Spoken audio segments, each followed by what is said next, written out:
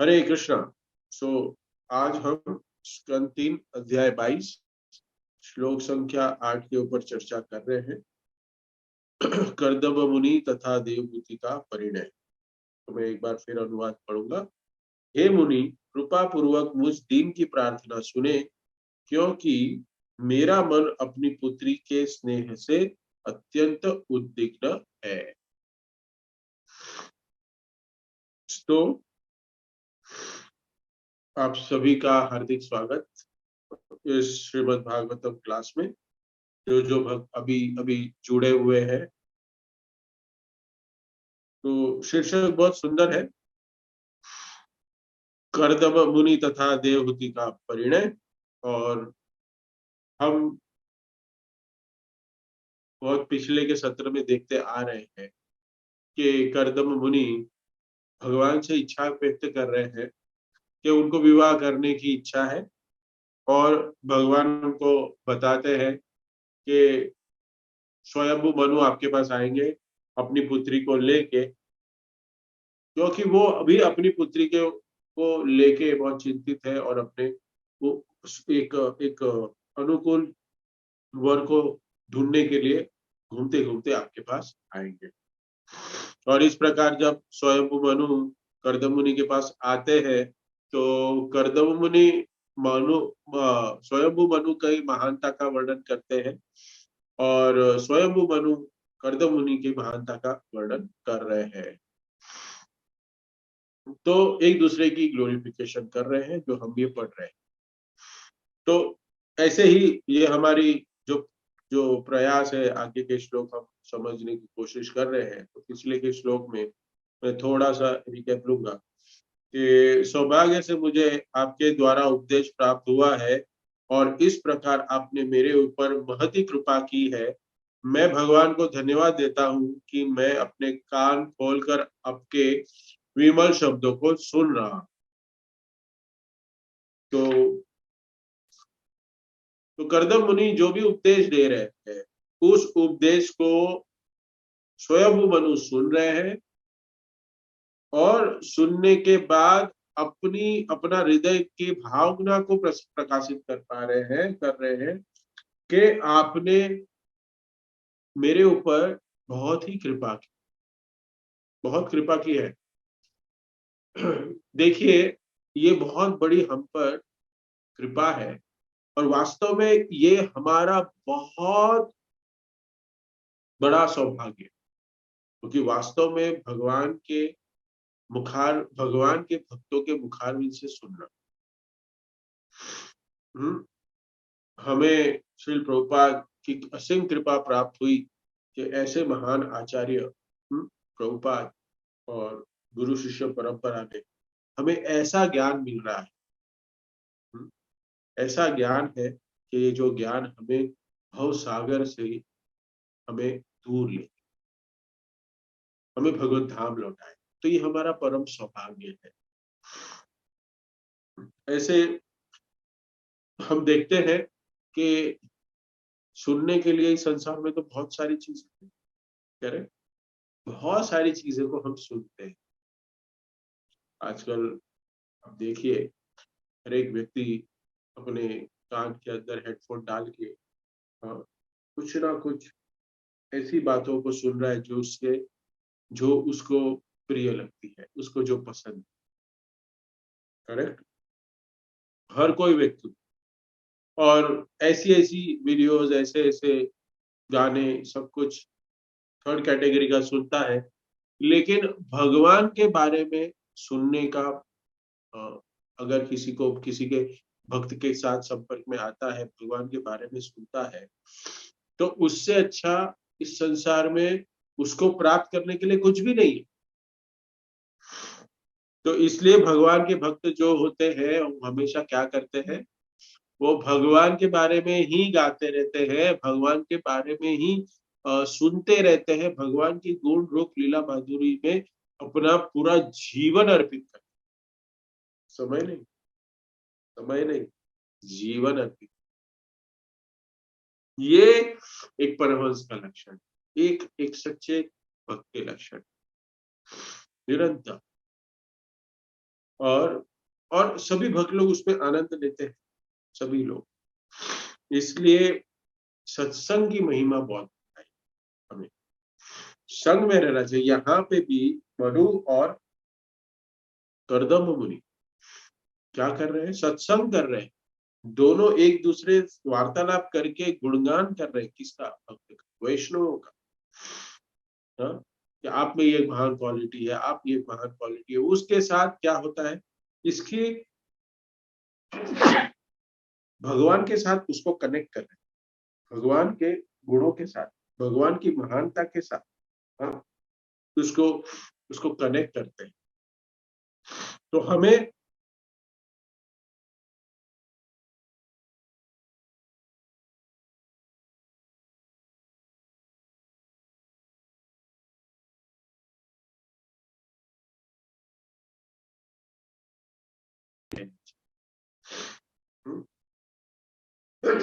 ऐसे तो कहा गया है कि लव मात्र साधु संग सर्व सिद्धि पर, लव मात्र।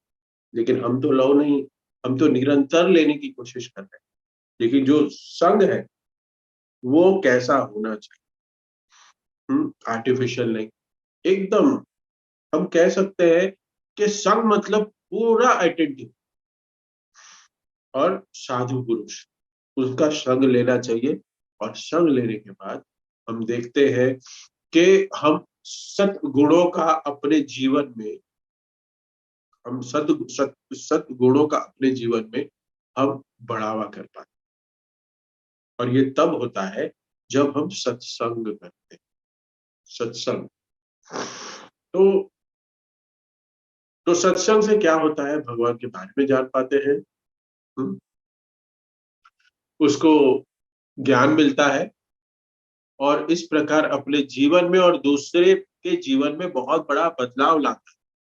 अपने जीवन के साथ साथ जन्म सार्थक करी कर परोपकार। पहले अपने जीवन में बदलाव लाता है, फिर दूसरे के जीवन में बदलाव लाने की कोशिश करता है। आप एक बार ठीक से समझिए कि आप जो सभी लोग मिलके ये जो कार्य कर रहे हैं, अनुष्ठान है, कि हर रोज नित्यम भागवत सेवा, हर रोज कुछ भक्त लोग एवरी डे श्रीमद भागवतम का पठन कर रहे हैं। ये कितना बड़ा अनुष्ठान है। किसी के पास समय नहीं है आजकल, लेकिन कर रहे हैं। ये क्या है? भगवान के प्रति आपकी प्रीति है। भगवान के भगवान की लीलाओं को सुनने में आनंद आना चाहिए, ये मतलब बहुत बड़ा लक्षण है। तो यहाँ पे मनु, स्वयंभू मनु कह रहे हैं कि आपने मुझ पर बहुत कृपा की है, क्योंकि आपने मुझे उपदेश दिया है। और आज के श्लोक में बोल रहे हैं वो कि हे मुनि, आप मुझ दीन की प्रार्थना सुने, क्योंकि मेरा मन अपनी पुत्री के स्नेह से अत्यंत उद्विग्न है। अत्यंत उद्विग्न, परेशान है। यहाँ पे हम देखते हैं कि कर्दम मुनि के पास स्वयंभू मनु इस वजह से आए क्योंकि अपनी पुत्री का विवाह करना है। किसी भी प्रकार से कर्दम मुनि से विवाह हो जाए। यह बहुत बड़े मुनि है कर्दम मुनि, और भक्त है। और एक स्वयंभू मनु एक राजा है। राजा अपनी पुत्री को लेके आए हैं विवाह के लिए। देखिए, अपनी पुत्री के संबंध के लिए आए कि कर्दम मुनि से हो जाए। तो कह रहे हैं तो जो मेरा मन क्या है, मेरी पुत्री के स्नेह से अत्यंत उद्विग्न है। अंदर से उथल पुथल है, थोड़ा टेंशन है, क्योंकि आप सभी को जानते हैं, हम सब गृहस्थ हैं, क्योंकि विवाह का जो काम है वो बहुत कठिन है। राइट मैच प्राप्त करना, राइट मैच। ऐसे तो एक भक्त बता रहे थे कि दुनिया में एक दूसरे के लिए कोई भी नहीं बना है, क्योंकि इंग्लिश में कहावत है ना, मेड फॉर ईच अदर। तो बोलता है 100% wrong. There is no perfect couple exist in this world, and if there is something going on so smoothly, then they are not married. ऐसे एक भक्त मजाक कर रहे थे। तो कहा है कि सही पति प्राप्त करना, हाँ, और और सही एक जवाई को प्राप्त करना, अपनी बेटी के गुणों के अनुरूप, ये हर एक पिता को थोड़ा दिक्कत या हम कह सकते हैं कि टेंशन रहता है, बेटी की शादी ठीक घर में अच्छे से हो जाए। तो ये परंपरा से चलते आ रहा है। मनु स्वयंभू मनु भी वही सोच रहे हैं।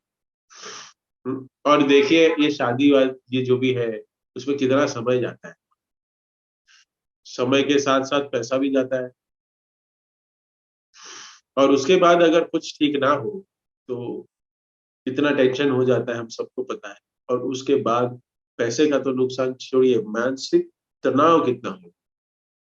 इसलिए परफेक्ट राइट मैच देखना मिलना बहुत इंपॉर्टेंट। प्रभुपाद इसमें कमेंट बहुत करते हैं क्योंकि ये थोड़ा गृहस्थ जीवन के साथ संबंध में ये सारे श्लोक आ रहे हैं। तो प्रभुपाद कहते हैं कि अगर दो भक्त, दो व्यक्ति के जो जो क्या मिशन क्या है, अगर उनका मिशन है भगवान की चरणों की सेवा करना, दोनों का गोल अगर एक ही है, अगर दोनों यही चाहते हैं कि हम श्री प्रभुपाद जी की संस्था में जुड़ के एन केन प्रकार न हमारा जीवन समर्पित कर दे, हम एक दूसरे के शरीर को ना भोग के हम भगवान की भगवान के चरणों की सेवा करते रहे, ये भाव प्रभुपाद ने हमें सिखाया। प्रभुपाद ने हमें यही बताया कि गृहस्थ को कैसे रहना चाहिए। गृहमेधी और गृहस्थी दोनों में बहुत बड़ा फर्क है। जो गृहस्थ जीवन में रह के गृहस्थ के जीवन के जो सारे अलग अलग कार्य है उसमें ही रचा पचा रहता है और वो भक्ति के लिए अपना समय नहीं देता है, तो उसको मेदी का गृहस्थ नहीं है। ग्रह में अस्त नहीं होता है, स्थित नहीं है, ग्रह में स्थित नहीं है, लेकिन मेदी है वो कि बस रचा पचा है। तो यहाँ पे स्वयं को मनु को बहुत चिंता हो रही है कि मैं अपनी पुत्री का विवाह करूंगा तो तो स्वयं मनु की स्थिति है कि वो स्वीकार करेंगे कि नहीं करदम मुनि। फिर कहीं दूसरी जगह जाना पड़ेगा, ढूंढते रहने पड़ेंगे प्रपोजल। तो यहाँ पे बहुत सारी चीजें मैटर कर रही है। इसलिए स्वयंभू मनु कह रहे हैं कि मैं बहुत उद्विग्न हूँ, मैं परेशान हूँ, मुझे समझ में नहीं आ रहा मुझे क्या करना चाहिए। अभी आप मेरी प्रार्थना सुनिए और मुझ पे कृपा करिए, क्योंकि मेरा मन अपनी पुत्री, इसमें लिख रहा है कृपया मुझ दीन की प्रार्थना सुने।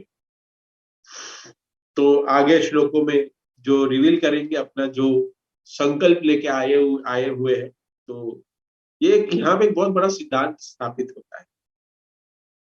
कुछ भी काम कराना है किसी से या कुछ भी देखते हैं प्रपोजल देना है, तो पहले उस व्यक्ति का ग्लोरिफिकेशन करना चाहिए। झूठा मूठा, सच में उसको स्टडी करो, उसके उसके जो गुण है उसको पहचानो और फिर उस गुणों का वर्णन करो, उसको ग्लोरीफाई करो, उसके बाद प्रपोजल रखो किसी के साथ।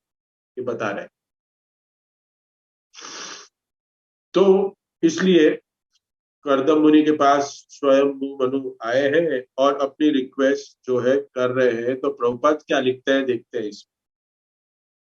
जब कोई शिष्य अपने गुरु से कोई संदेश प्राप्त करके उसे निष्ठापूर्वक संपन्न कर लेता है, तो उसे अधिकार है कि वह अपने गुरु से चाहे जिस प्रकार के अनुग्रह के लिए याचना करे। तो यहाँ पे देखा गया कि कर्दम मुनि ने जो भी उपदेश दिया वो उपदेश बहुत सुंदर तरीके से स्वयंभू मनु ने ग्रहण किया और उसको ग्रहण करने के बाद वो अभी अपनी याचना कर रहे हैं। तो पहले सामने वाले व्यक्ति का सुनना भी चाहिए। हम कभी भी जब किसी के सामने जाते हैं, कोई रिक्वेस्ट मोड पे जाते हैं, पहले भी मैंने कहा कि जो सामने वाला व्यक्ति है उसको पहले सुनना चाहिए, उसके बाद अपना अपना मंतव्य है वो दिखाना चाहिए, वो सुनाना चाहिए। Good learners are always good listeners. इसलिए अच्छे से ध्यान से पहले सुनना चाहिए, उसके बाद बोलना चाहिए। तो कभी कभी देखा गया है कोई सामने वाला बोल रहा है, बस अपनी ही हाँकते हैं बीच बीच में, बोलते हैं, तो ये भाव सही नहीं। Let opposite person finish his all comments and then react, उसके बाद रिएक्शन देना चाहिए। तो किसी से याचना हमें करनी है तो सामने वाले पहले जाके उसका ग्लोरिफिकेशन करना चाहिए, ये सिद्धांत। उसके सुनना चाहिए पहले अच्छे से, उसके बाद वो चाहे जिस प्रकार, उसके बाद कोई भी याचना वो कर सकता है, अगर वो निष्ठापूर्वक वो संपन्न कर लेता है। तो यहाँ पे कोई भी याचना वो करने की स्थिति में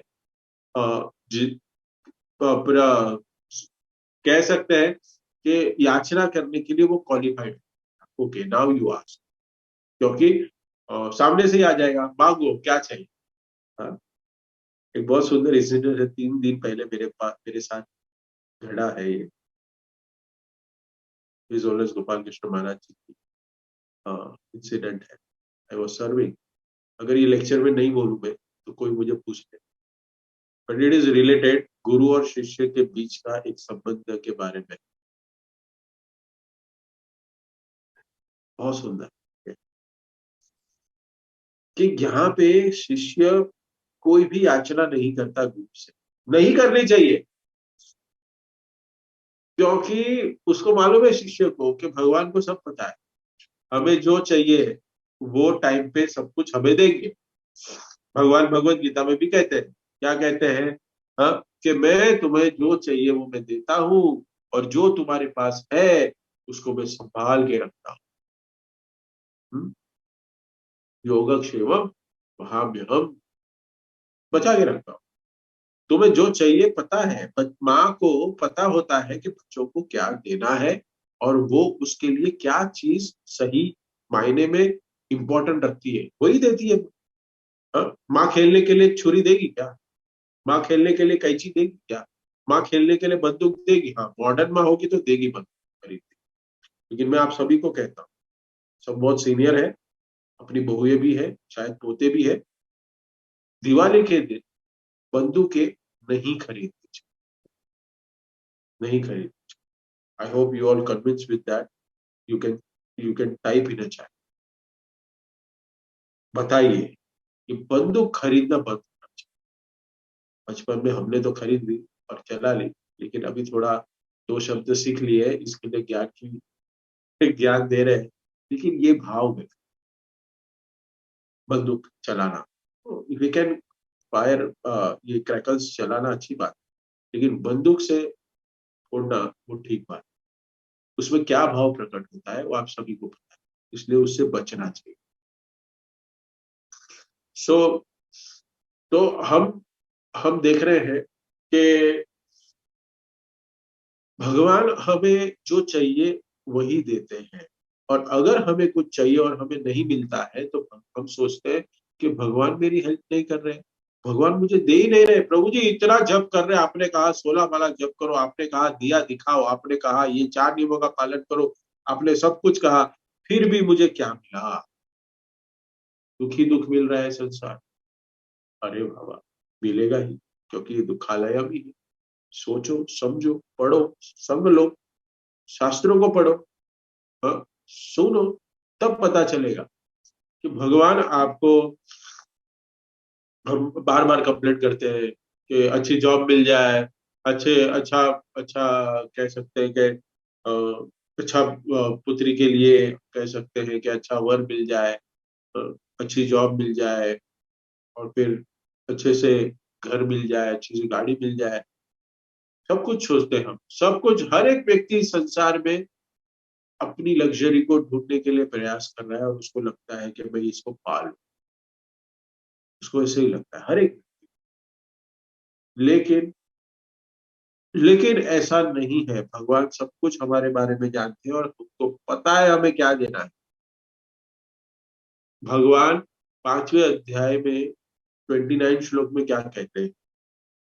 भोक्तारम यज्ञ तपसाम सर्वलोक महेश्वरम श्रुदम सर्वभूताना, सबसे ज्यादा सबका मैं हितेशु। हाँ? और ऐसा व्यक्ति सबसे ज्यादा चाहने वाला है, वो हमारा भला नहीं करेगा। तो भगवान हमें कब और क्या चाहिए वो सब समय समय पे देते हैं। लेकिन हम क्या कहते हैं, हाँ, हमें ये प्रॉब्लम है कि हमें पहले मिलना चाहिए, उसको मिला तो मुझे क्यों नहीं मिली, उसको सफलता मिली तो मुझे सफलता क्यों नहीं। एक राजा था, एक राजा का मंत्री होया करता, क्योंकि इसको मैं थोड़ा, आप सब लोगों ने कथा सुनी होगी, लेकिन ये जो भी कार्य हो रहा है हमारे जीवन के साथ, हमारे जीवन में जो भी कार्य हो रहा है, जैसी भी परिस्थिति में है, ये सब भगवान की इच्छा और हमारे हमारे कोई ना कोई भगवान की उसमें योजना है कि हमारा भला ही चाहे।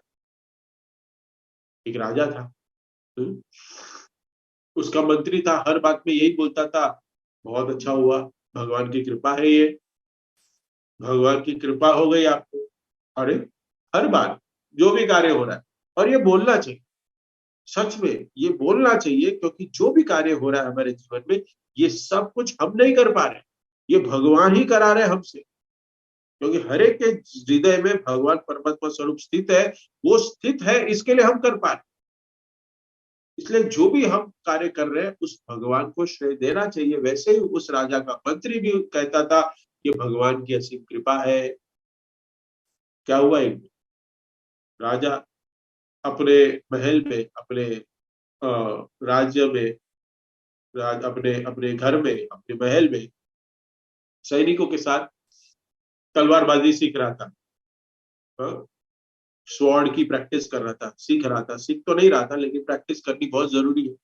देखो, प्रैक्टिस इज मोस्ट इम्पोर्टेंट, इसलिए साधना भक्ति से वहां पे राजा लड़ाई नहीं है, लेकिन फिर भी प्रैक्टिस हो रही है, प्रैक्टिस कर रहा था।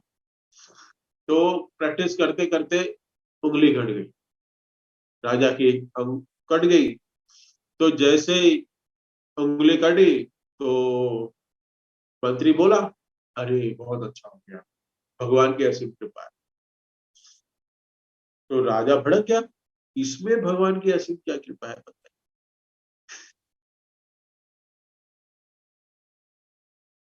कोई हॉस्पिटल में एडमिट हो जाए, ये मैं बता रहा हूँ, लेकिन ऐसे करना नहीं, कोई एडमिट हो जाए और आप उसको देखने जाओ और फिर बोला, अरे आपके ऊपर असीम कृपा है भगवान की, भक्त होगा तो शायद समझ जाएगा, लेकिन कर्मी है तो बोलना नहीं। तो सच में रिएक्शन आ जाएगा, रिएक्ट आ जाएगा, रिएक्शन। तो तो वो राजा कहता है मंत्री को कि मेरा अंगूठा कट गया, मेरी उंगली कट गई है, और और तुम यहाँ कह रहे हो कि जो भी हो रहा है सब ठीक हो रहा है, भगवान की कृपा है। हाँ, कृपा है ये मंत्री का बहुत ज्यादा हो गया है, हर बार ये भगवान को बीच में लेके आता है, इसको जरा अरेस्ट करो। एक तो मैं यहाँ दुखी हूँ, और यहाँ मैं दुखी होते हुए ये अपने भगवान को बीच में ला रहा है, कृपा है इसमें क्या है। तो मंत्री को जेल में डाल दिया, अच्छी बात हुई, चलो भगवान की ऐसी कृपा है कि मुझे जेल में डाल दिया। मंत्री कह रहा है ठीक है, चलो भगवान की कृपा है, भगवान चाह रहे हैं, हम्म, भगवान चाहते हैं कि मैं जेल में जाऊं तो मैं जाऊंगा, चलो जाते, जेल में जाता है। उसके बाद राजा हम्म, सोचता है, कुछ दिनों के बाद सब ठीक हो जाता है उंगली, तब तो जंगल जाता है और अभ्यास करने के लिए शिकारी, शिकार का अभ्यास करने जाता है, जानवरों को मारने के लिए। क्षत्रिय है, रेकमेंडेड है उसके लिए, नहीं तो हम कहेंगे प्रभु जी वो राजा गया था हम भी जाएंगे, नहीं, जेल में डाल देंगे आप। तो राजा गया शिकार करने के लिए, और वहां पे देखा कि वहां पे एक जगह फंस जाते हैं, और वहां पे आदिवासी लोग पकड़ लेते हैं, उनको जब्त कर लेते हैं, और पकड़ के सोचते हैं कि इसकी अब बलि चढ़ाएंगे, इसकी बलि दी जाएगी राजा की।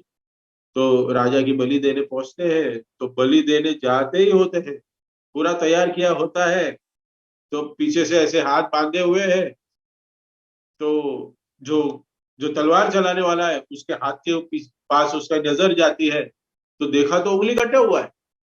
उंगली कट गई है तो अंगूठा कटा है तो बलि दे नहीं सकते, देवी देवता भी नहीं एक्सेप्ट करते, बताइए। देखिए देवी देवता भी अगर अंग पूर्ण नहीं है तो नहीं एक्सेप्ट करते, लेकिन हम भक्त लोग क्या करते हैं, हमको प्रभुपाद बताते हैं, गुरु महाराज बताते हैं, सेवा में लगिए, सेवा करिए, सेवा करिए। हम कहते हैं अभी तो हमारे पास समय नहीं है, हमारे पास समय नहीं है। फिर समय जब आता है, कब, रिटायरमेंट के बाद, फिर, है ना, पेरिशेबल बॉडी जो हमारे शरीर से, हाँ, जैसे गुड़ाकेश प्रभु बताते हैं अपना, शरीर में, मुंह में दांत नहीं और पेट में आंत नहीं, ऐसे शरीर को हम भगवान की सेवा में, जिस शरीर से कुछ सेवा नहीं हो पाई, नहीं ठीक से दिखेगा, ना ठीक से सुनाई देगा, ना कृष्ण प्रसाद का भोग ले पाएंगे, कुछ नहीं, कोई ना कोई तो बड़ी बीमारी जकड़ ही ली होगी रिटायरमेंट होने तक। और फिर बता हम जाएंगे। अभी बताइए प्रभु जी, हमारे सारा सब कुछ सेटल हो गया, सब कुछ हमारे परिवार वाले सेटल हो गए, सब कुछ हो गया, होता नहीं है, फाइनली फ्रस्ट्रेट हो क्या है प्रभु जी, मैं पूरी जिंदगी करते बैठा लेकिन कुछ समय कुछ नहीं आया, लेकिन अभी तो मुझे लग रहा है कि अभी तो मुझे शुरुआत करनी पड़ेगी और फिर जाके मंदिर में आके अपनी सेवा शुरू कर दे, लेकिन क्या करें।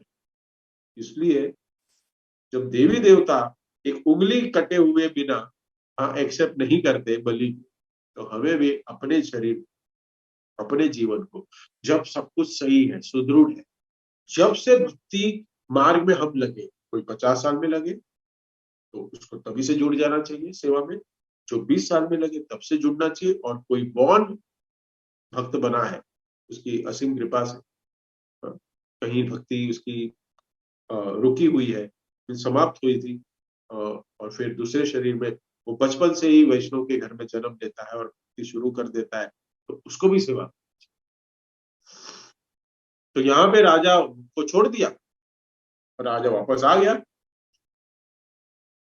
तो ये मंत्री ने कहा था और मैंने माना नहीं, वो दौड़ दौड़ के कारागृह में, जहाँ जेल में डाला था, उस मंत्री के पास गया, बोलता you are right, you are right. ऐसे ही हम भी जाते हैं कभी कभी अपने काउंसिलर के पास, अपने, मुझे तो बहुत एक्सपीरियंस है फिर बाद में अपने गुरु के पास कि प्रभु जी आप सही बोल रहे थे, मेरी गलती हो, लेकिन क्या करें, एक्सपीरियंस से कोई कहता है, बट फिर भी एक बार तो दिए में हाथ लगाएंगे, जलेंगे, उसके बाद पता चलेगा नहीं दिया है वो हमें जलाएगा ही, हमें शीतलता नहीं देगा, ये संसार हमें दुख देगा ही, हमें सुख का अनुभव टेम्पररी है, टेम्पररी। तो राजा कहता है आपने सही बताया कि मेरे मेरे मेरा अंगूठा कट गया तो मैं बच गया इसकी वजह से। हम्म। लेकिन मुझे ये समझ में कि चलो ठीक है, मेरे ऊपर कृपा, मेरा अंगूठा कटा तो आज मेरी पूरी जान बच गई, मेरी पूरी जान बच गई, मैं पूरा सही सलामत वापस आ गया, नहीं तो मेरा गला काट ही देने वाला। तो ये सही है, भगवान ने कुछ तो भी सोच के रखा। लेकिन मुझे बताओ तुम्हें जेल में क्यों डाला, आपके ऊपर, आपको जेल में क्यों डलवा दिया, आपके ऊपर कैसे कृपा हुई, बताइए।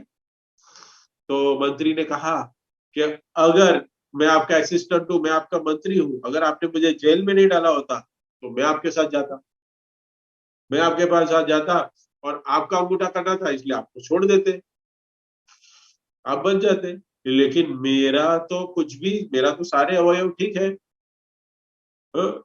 तो मेरी बलि दी जाई जाती। तो इसके लिए मुझे भगवान ने यहाँ पे आपके माध्यम से मुझे जेल में डलवाया। तो ये कथा से हमें समझ में आता है कि जो भी कार्य हो रहा है वो सब कुछ हमारे भले के लिए हो रहा है। हम कभी भी देखते हैं हमारा जो दृष्टिकोण है ना वो बहुत संकुचित है, हम अभी के लिए सब कुछ चाहते हैं, अभी दो बाबा, हम छोटा सोचते हैं, हम लंबे रेस के घोड़े नहीं, कहते हैं ना एक कहावत है, लंबा रेस का घोड़ा बनना चाहिए। हाँ? अभी मैं जो करूंगा, ये जो इन्वेस्ट कर रहा हूं, ये इन्वेस्टमेंट क्या है, ये मेरे अगले जन्म की नेक्स्ट बर्थ। अगर कोई शुद्ध भक्त है और शुद्ध भक्ति करके भाव भक्ति पे पहुंच के, प्रेमा भक्ति पे पहुंच के अगर गोलोक वृंदावन पहुंच जाता है तो बहुत अच्छा है, तो अच्छा ही है, प्रयास करना चाहिए। प्रभुपाद कहते थे ऑलवेज एक भक्त को ऐसे तीव्रता से भक्ति करनी चाहिए, तीव्रेण भक्ति योगे न, ऐसी तीव्रता होनी चाहिए। क्या करना चाहिए उसको ये समझना चाहिए कि ये मेरा लास्ट बर्थ, इसके बाद मैं वापस जन्म नहीं लेना चाहता, ऐसे सोच के भक्ति कर। तो ये भगवान हमें मदद कर ही रहे, ये उदाहरण सब देख रहे हैं। एक व्यक्ति जंगल में जा रहा है, जंगल में जाते जाते उसको आवाज सुनाई दी, एक बहुत बड़ा पत्थर रखा, हर रोज आता जाता वहां से, तो उसको एक आवाज सुनाई दी, जब भी हो जाता उसको एक आवाज सुनाई दी थी, पत्थर को धक्का दो, सुनो पत्थर का धक्का, पत्थर को धक्का दो। तो ये हर बार कोई ना कोई बोलता, तो उसको ऐसे लगता कि कौन बोल रहा है, तो उसको लगा चलो आकाशवाणी हो रही है, तो पत्थर को धक्का देता, पत्थर को धक्का देता, लेकिन पत्थर हिलता ही नहीं था, बहुत बड़ा था। फिर फिर अगले दिन वापस गया, उसको वही आवाज सुनाई दी, वापस धक्का देने की कोशिश कर रहा है, बहुत कोशिश कर रहा है, लेकिन कुछ पत्थर तो हिल ही नहीं रहा है। तीसरे दिन, चौथे दिन ऐसे निरंतर कर रहा है, हर रोज जाता है, उसके जाने आने का रास्ता है। तो कुछ महीनों के बाद वो देख रहा है, रोज प्रयास कर रहा है, रोज प्रयास कर रहा है, धक्का दे रहा है पत्थर को, जैसे वाणी सुनाई देती है वो धक्का दे रहा है, लेकिन पत्थर तो हिल नहीं रहा है। एक दिन गुस्सा हो गया, हाँ, एक दिन हो गया और आवाज आई, तो ये बोला अरे इसको धक्का देने से फायदा क्या है, इसको धक्का मैं क्यों दूं, इसको धक्का देने से मेरा क्या फायदा है, ये पत्थर हिल तो नहीं रहा है, मैं धक्का दूं क्यों। तो और आकाशवाणी से जवाब आया, रिप्लाई आया, मैंने थोड़ी बोला कि तुमको इसको हिलाना है, तुमको तो सिर्फ धक्का देना, तुम्हें धक्का देने के लिए बोल रहा हूँ मैं, तुम्हें हिलाने के लिए नहीं बोल रहा हूँ। तुम्हें कुछ उसको ट्रांसपोर्ट नहीं करना है पत्थर। तो फिर ये मुझे धक्का बहुत देने के लिए इतने दिनों से बार बार पीछे रह के मेरे से बातें कर रहे थे, मुझे धक्का देने के लिए बोल रहे थे, क्यों बोल रहे थे मुझे देने। तो वापस आकाशवाणी हुई, व्यक्ति बोला, तो बोलते हैं कि चलो पत्थर तो नहीं हिला है, वहीं के वहीं है, लेकिन अपनी मसल्स को देखो, अपने शरीर को देखो। तो पहले था तो उसकी कुछ बॉडी बॉडी कुछ नहीं थी, लेकिन धक्का देके उसकी मसल्स बहुत अच्छी हो गई, थोड़ा सुदृढ़ हो गया। तो हम जो भी है वो देखते हैं कि हमें शॉर्ट टाइम में क्या मिल रहा है, हमें तुरंत फायदा क्या हो रहा है, हमें इंद्रिय तृप्ति के लिए भी क्या मिल रहा है, लेकिन भगवान वास्तव में हमारे लिए चाहते हैं कि हमारे लिए अच्छा क्या है। श्रेयस और प्रेयस दो शब्द यूज होते हैं। श्रेयस वस्तु ये होती है, श्रेयस कार्य वो होते हैं जो हमारे हित के लिए होते हैं, और प्रेयस जो कार्य होते हैं, हम ज्यादातर प्रेयस कार्य के पीछे, खाने में इंटरेस्ट है तो खाने में ये मिल जाए, हाँ, हमारे लिए ये हो जाए, हमारे लिए हो जाए, हमें इंद्रिय तृप्ति के लिए हमें जैसी अरेंजमेंट चाहिए, हमारे इंद्रिय तृप्ति की संतुष्टि के लिए हमें जो भी वस्तुएं चाहिए उसके लिए हम प्रयास करते हैं, इसको कहते हैं प्रयास करना। इंद्रिय तृप्ति के लिए इसको कहते हैं प्रेयस। लेकिन भगवान वास्तव में चाहते हैं, भगवान के भक्त चाहते हैं कि आप श्रेयस कार्य करें। भगवान ने हमें भगवान ने हमें शिल प्रभुपाद के द्वारा श्रेयस कार्य के लिए लगाया, क्योंकि उनको पता है, क्योंकि उन्होंने शास्त्रों का अध्ययन किया है। यहाँ पे भी एक, अब देवहूति माता के लिए, देवहूति के लिए एक एक अच्छा भक्त पति मिलना बहुत इंपॉर्टेंट, इसलिए यहाँ पे पूरा सीन क्रिएट किया गया। तो कई बार देखा गया है कि कुछ सजेशन दो, आप ऐसा करें वैसा करो, तो उसको लगता है कि मुझे ऐसे क्यों कहा जाता है, होता है भक्तों में भी ये भाव होता है, मुझे ही क्यों बोल रहे हैं, मुझे ही सेवा में लगाते हैं, हर बार मैं ही मिलता हूँ, ये ऑलरेडी मैं कर रहा हूँ, वापस मुझे करने को बोल रहे हैं। तो इसलिए ऐसे नहीं बोला जाता है। किसके लिए बोला जाता है? एक बहुत सुंदर उदाहरण है, मुझे एक स्टोरी लाइन गौरांग दर्शन प्रभु बता रहे थे, अपनी लाइफ स्टोरी। अब उनके लेक्चर में मैंने सुना था कि कह रहे थे कि चौपाटी मंदिर में, राधा गोपीनाथ टेम्पल साफ हो जाने के बाद दोपहर को वो जो भी साफ सफाई के कार्य करने वाले हैं वो सब साफ सफाई करके वो चले गए। लेकिन न्यू भक्त लीडर, जो न्यू भक्त थे, गौरांग दर्शन प्रभु भी तभी न्यू भक्त थे, तो उनके लीडर थे, वो उनको मंदिर में वापस लेके आए। तो सारे नए न्यू भक्त को लेके आए और उसको बोला मंदिर साफ करो। मंदिर ऑलरेडी चमक रहा है, कहीं भी धूल नहीं है। कि देखिए इस्कॉन के मंदिरों की ये विशेषता है, प्रभुपाद ने हमें किया है। आप मुझे है ना कहीं भी हाथ लगा के ऐसे दिखाओ और वहां पे धूल मिट्टी नहीं मिले। क्लीनलीनेस राधा रानी की को पसंद है, ये प्रभुपाद को भी पता है, इसलिए अपने घर को भी बहुत क्लीन रखना चाहिए। फिर प्रभुपाद के मंदिर देखो एकदम क्लीन एंड नीट। आपको दंडवत करना है ना, आप सफेद कपड़ा पहन के दंडवत करते कुछ खराब नहीं होगा। एकदम हर 2-2 घंटे में शर्त को साफ करते हैं, क्योंकि पता है प्रभुपाद ने सिस्टम बनाया कि भक्त आएगा और लेटेगा जमीन पे, जमीन पे लेटेगा। जोक है, तो मजाक कर रहा हूँ, लेकिन ये अगर साफ सुथरा फर्श होगा तो आपका भी तो भाव बनेगा ना। ये प्रभुपाद ने सोच के बनाया है सब कि क्लीन चाहिए फर्श, तो कोई भी आके दंडवत कर देगा, उसके कपड़े गंदे नहीं। तो ये भाव है। हाँ, सब कुछ कहीं भी धूल नहीं है, कुछ नहीं है। गौरव दर्शन प्रभु कह रहे सब कुछ साफ साफ सुथरा है, लेकिन फिर भी हमें लगाया है सेवा में। कोई धूल ही नहीं रखे, जो कपड़ा है वो उसमें कोई कचरा ही नहीं आ रहा है, कुछ धूल मिट्टी ही नहीं लग रही। तो गौरांग दर्शन प्रभु ने पूछा, ये देखो एक जो बड़ा लीडर होता है, क्योंकि अभी वो बड़े लीडर है, बहुत बड़े प्रचारक है, तो जब भी कोई भी कार्य करते हैं ना, वो ब्लाइंडली नहीं करते, उसके पीछे कोई ना कोई जिज्ञासा होती है। वो कार्य करते तो जिज्ञासा से पूछते हैं। तो अपने लीडर को उन्होंने पूछा कि ये ऑलरेडी साफ है, इसको मैं साफ करके मेरा फायदा क्या हो? प्रभु जी ने कहा, ये साफ है, मंदिर पूरा साफ है, मुझे पता है, लेकिन इसको साफ करने से तुम्हारे अंदर विनम्रता आई, तुम हम्बल बनो, और किसी की सेवा को करने की, तुम्हारे में करने की जिज्ञासा उत्पन्न होगी। तो सेवा करना और काम करना, एक होता है काम करना, वो फॉर्म भरते हैं ना तभी लिखा रहता है सर्विस, बिजनेसमैन।